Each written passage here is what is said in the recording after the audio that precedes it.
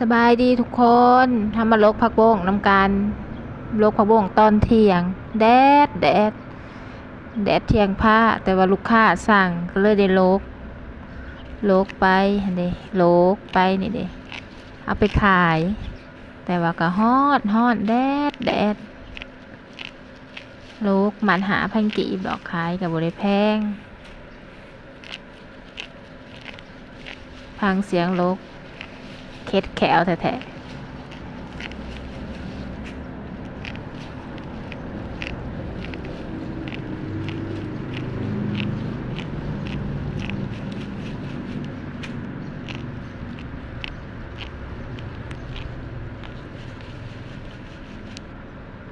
นี่เนาะเฮาก็มานั่งลี่แบบนี้ลกมาแล้วก็ลี่ปกติสิลี่ค่านานเลยแต่ว่ามันแดดแห้ง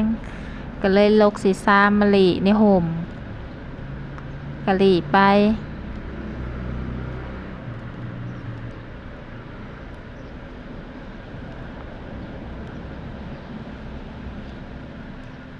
หลีไปกับใบเหลืองใบหยางมันก็ออกใบตีนมันให้มันงามเหมือนแล้ว